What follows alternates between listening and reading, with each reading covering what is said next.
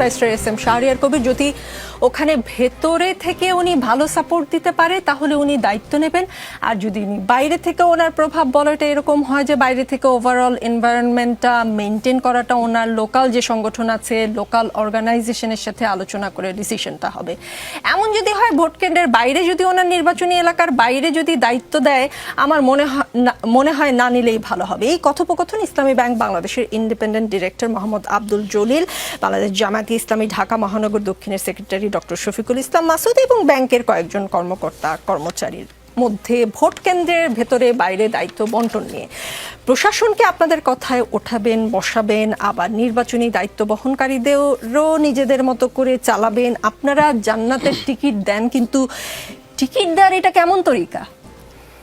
ধন্যবাদ আপনাকে। আজ প্রথমে একটু 1 মিনিট সময় চেয়ে নিব, ক্ষমা প্রার্থনা করতেছি, বোধহয় একটু জোরে কথা বলা গেছে আমার বোনের প্রতি, তো ভাই বোনের সম্পর্ক তো মাঝে মাঝে একটু হতেই পারে। আচ্ছা, আমি সম্মান করে বলতেছি আপনি বঙ্গবন্ধু বলতে পারেন, এটা বিজয়ের মাস এবং বিজয়ের মাসকে ধারণ করে বলতেছি আপনাকে যে আমারও ওই যে অনেকে বলে না দুঃসম্পর্কে না, নিজের 2 চাচা বাবা 2 চাচা শহীদ হয়েছে, লাশ পায়নি, বাবা মুক্তিযোদ্ধা, সার্টিফিকেট নিয়ে ফুপুরা বাসা আমার বাড়িঘর সব জ্বালায় দেওয়া ছিল। সো এরপরে আর আমাকে বোধহয় বলতে হবে না যে আমি মুক্তিযুদ্ধের পরিবার সন্তান কিনা, কিন্তু আমি বঙ্গবন্ধু বলতে নারাজ, কারণ উনি এই উপাধির যোগ্য না। কেন যোগ্য না একটা করে বলে দিই। 73 সালে প্রথম ভোটের কারচুপি বাংলাদেশের ইতিহাসে শুরু করলো উনি। 73 সালে বিনা প্রতিদ্বন্দ্বিতায় শেখ সাহেবের বিরুদ্ধে যারা দাঁড়াবে তাদেরকে অস্ত্রের মুখে সরিয়ে দিয়ে উনি বিনা প্রতিদ্বন্দ্বিতায় জিতলেন, যেটা শেখ হাসিনা অ্যাডপ্ট করলেন। 74 সালে যখন দুর্ভিক্ষ, যখন আমার বোনেরা বাসন্তীরা জাল গায়ে দিয়ে থাকে, তখন তার ছেলের মাথায় সোনার মুকুট দিয়ে বিয়ে হচ্ছে। তার মন্ত্রীরা বিদেশি ইম্পোর্টেড হুইস্কি ছাড়া খেতে পারে না, সেজন্য তাদের নাম হয়ে গেল বোতল মন্ত্রী। 22,000 জাসদ কর্মীকে রক্ষী বাহিনী দ্বারা হত্যা করা হলো।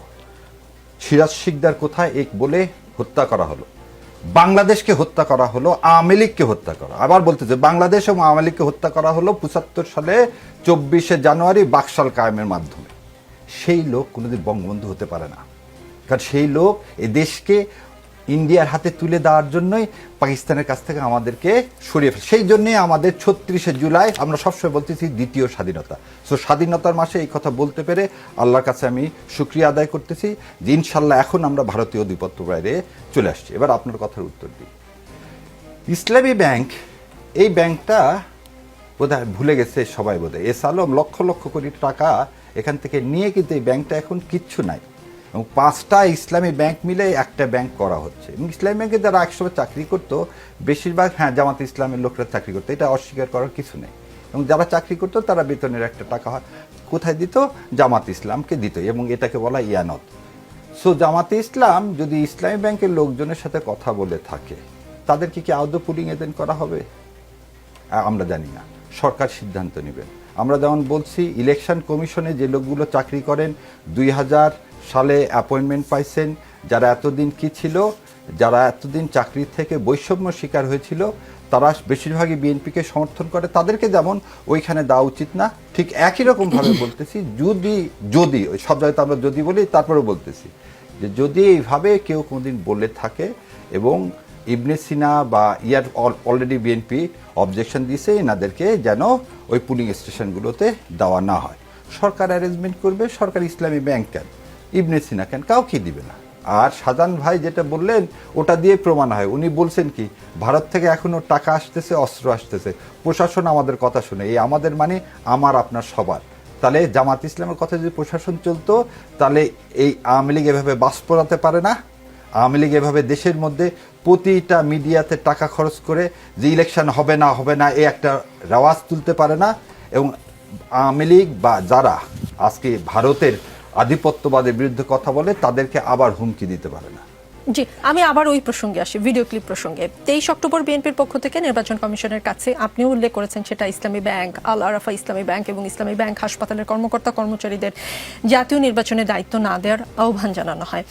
এরপর 28 অক্টোবর এক বিবৃতিতে জামায়াতের সেক্রেটারি জেনারেল মিয়া গোলাম পরোয়ার সাহেব বলেছেন যে ইসলামী ব্যাংকের সাথে জামায়াতে ইসলামের কোনো সাংগঠনিক বা প্রশাসনিক সম্পর্ক নেই, কিন্তু এই ভিডিও ক্লিপে সেই সম্পর্কের প্রমাণ মেলে। সাংগঠনিক বা প্রশাসনিক সম্পর্ক না থাকলেও একটা সম্পর্ক আছে, আপনি কিছুটা ইঙ্গিত দিয়েছেন। ইঙ্গিত আমি স্বীকার করে নিয়েছি। জি, আপনি স্বীকার করে আমি নিয়েছেন, একদম তাহলে- বলতেছি জেনারেল সেক্রেটারি কি বলছে না মিয়া বলছে গোলাম জানি না। পরোয়ার আমি বলতেছি লিখিত বিবৃতিতে পরোয়ার বলেছেন। ভাই যা বলছে আবার সেটার রূপক অর্থে আমি বলতেছি যে জামাতে ইসলাম ইসলামী ব্যাংকে বেশিরভাগ কর্মচারী জামাত ইসলামকে সমর্থন করে। হ্যাঁ। কারণ জামাত এইটা তাহলে তিনি লিখিত বিবৃতি দিয়ে কিন্তু সম্পর্ক আমি নেই আপনাকে কেন বলি বললেন? জামাতি ইসলামের যে এমডি বা ডিএমডি যারা নিয়োগ হয়েছে তারা বাংলাদেশ ব্যাংক থেকে নিয়োগ হয়েছে।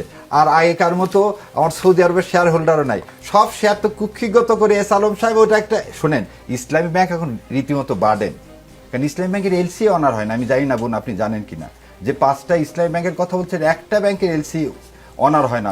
দেশে একটা অস্থিরতা চলতি হচ্ছে, সেইখানে যদি সরকার মনে করে, আমাদের সরকার সাহেব বাহাদুরও আছে, দেশের নির্বাচনের স্বার্থে যেটা করতে হবে সেটা করবে এবং বাংলাদেশ জামাত ইসলাম অবশ্যই সেখানে সমর্থন করবে বলে আমি আশা রাখি। জি, যিনি যে সাংবাদিক এই ভিডিওটি প্রকাশ করেছেন জুলকারনাইন সায়ের, তিনি আজকে একটি পোস্টে বলেছেন যে অগ্রণী ব্যাংক পিএলসির কর্মকর্তারাও সেখানে অংশগ্রহণ করেছেন।